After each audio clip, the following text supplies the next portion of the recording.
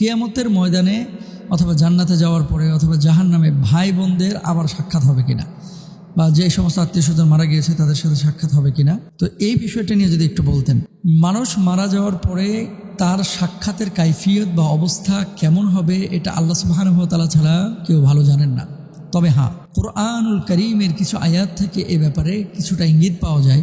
সেখান থেকে বোঝা যায় যে মৃত্যুর পরে যে আখিরাতের জিন্দেগি, মৃত্যুর পরে কিয়ামতের ময়দানে যখন আমরা উঠব, এই কিয়ামতের ময়দানে উঠার পরে একে অপরের সাথে সাক্ষাৎ হবে, মোলাকাত হবে। এখন কোন জায়গায় সাক্ষাৎ হবে? কিয়ামতের ময়দানেই সাক্ষাৎ হবে। হাদিসের মধ্যে দেখেন আল্লাহ সুবহানাহু ওয়া তাআলা রাসূল সাল্লাল্লাহু আলাইহি ওয়াসাল্লাম নিজেও বলেছেন, আম্মা আয়েশা সিদ্দিকা রাদিয়াল্লাহু তাআলা বলছেন, ইয়া রাসূলুল্লাহ, কিয়ামতের ময়দানে আমরা কি কোনো সুযোগ সুবিধা পাবো না আপনার স্ত্রী হিসেবে? নবীজি সাল্লাল্লাহু আলাইহি ওয়াসাল্লাম বললেন, তুমি তোমার আমল নিয়ে যদি কবরে যাও তাহলে এই নবী আয়েশাকে কিয়ামতের ময়দানে চিনবে। আয়েশার সাথে নবীজি সাল্লাল্লাহু আলাইহি ওয়াসাল্লাম দেখা হবে, উম্মতের সাথে নবীজি সাল্লাল্লাহু আলাইহি ওয়াসাল্লাম দেখা হবে। কুরআনুল কারীমে আল্লাহ বলছেন, ইয়াউমা ইয়াফিরুল মারউ মিন আখি ওয়া উম্মিহি ওয়া আবি ওয়া সাহিবাতিহি ওয়া বানি।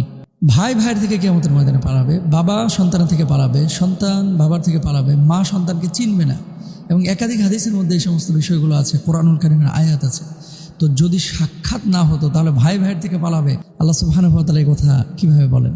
আল্লাহ সুবহানাহু ওয়া তাআলা সাক্ষাৎ ঘটাবেন, এই জন্যই তিনি বলেছেন। তো যদি এখন ভাই জান্নাতে যায়, স্ত্রী যদি জান্নাতে যায়, সেই স্ত্রী যদি বলে যে আল্লাহ আমার স্বামীকে আমি চাই, এবং সেই স্বামী যদি জান্নাতে যায়, সেই স্বামীর সাথে স্ত্রীর সেখানে সাক্ষাৎ হবে।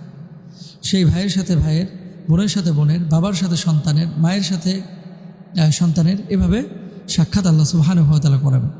এখন আপনি যদি মনে করেন যে মোহতারাম, কিয়ামতের ময়দানে ওঠার পরে হিসাব নিকাশের আগে আমি আমার ভাইকে টুকায় বা খুঁজে বের করব, আপনি যদি বলেন এরকম যে এই কাইফিয়তে দেখা সাক্ষাৎ হবে কিনা, যেভাবে আমরা দুনিয়ার জিন্দগিতে দেখা সাক্ষাৎ করি, যে ভাইয়ের বাড়িতে 2 কেজি মিষ্টি নিয়ে আমরা যাচ্ছি, 3 কেজি আপেল নিয়ে যাচ্ছি, এইভাবে কি কিয়ামতের ময়দানে সাক্ষাৎ হবে কিনা?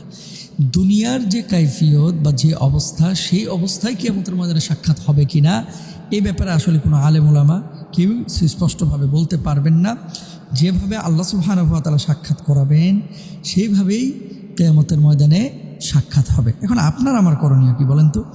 আপনার আমার করণীয় হচ্ছে আগে জান্নাতে যাওয়ার জন্য চেষ্টা করা, নিজেদের আমলগুলোকে পরিশুদ্ধ করা, এবং সে আমল করে আল্লাহ সুবহানাহু ওয়া তাআলার জান্নাতে যাওয়ার জন্য প্রস্তুতি নেওয়া। এখন আমল নাই, জাহান্নামে যদি ভাইয়ের সাথে ভাইয়ের দেখা হয়, একবার না প্রতিদিন সকাল বিকালেও যদি দেখা সাক্ষাৎ হয়, লাভটা কি? ধরেন আপনার মায়ের সাথে জাহান্নামে দেখা হয়েছে, আল্লাহ মাফ করুক, আল্লাহ কাউকে জাহান্নামে না দিক, লাভটা কি? এই জন্য জান্নাতে আগে যেতে হবে। জান্নাতে গেলে আল্লাহ সুবহানাহু ওয়া তাআলা কত ধরনের নাজ নিয়ামত ব্যবস্থা করবে, সুবহানাল্লাহ। সেখানে মানুষ যা চাবে, লাম ইয়াতমিসহুন্না ইনসুন ক্বাবলাহুম ওয়ালা জান। ওই যে জিন জাতিকে আল্লাহ সুবহানাহু ওয়া তাআলা তাদেরকেও তো জান্নাত দিবেন, যারা সৎ জিন, যারা আমাদের এই দুনিয়া থেকে বিদায় নিয়ে আখিরাতে যারা উঠবে, সৎ কাজ করে যারা উঠবে, আল্লাহ সুবহানাহু ওয়া তাআলা সূরা আর রহমানের মধ্যে বলছেন যে এমন হুর তাদেরকে দেওয়া হয় যাদেরকে কেউ স্পর্শ করে নাই। আবার সেখানে তারা যা চাইবে আল্লাহ সুবহানাহু ওয়া তাআলা সেখানে তাই ব্যবস্থা করে দেবেন। আগে জান্নাতে যেয়ে নেন, যাওয়ার পরে এবার সাক্ষাৎ কার সাথে হবে কার সাথে হবে না এটা পরে। জান্নাতে যাওয়ার পর আপনি সাক্ষাৎ অবশ্যই পাবেন, ভাই বোনের সাথেও আপনার সাক্ষাৎ হবে ইনশাআল্লাহ। আগে আমাদের চেষ্টা করতে হবে জান্নাতে যাওয়ার। আল্লাহ তৌফিক দান করুন।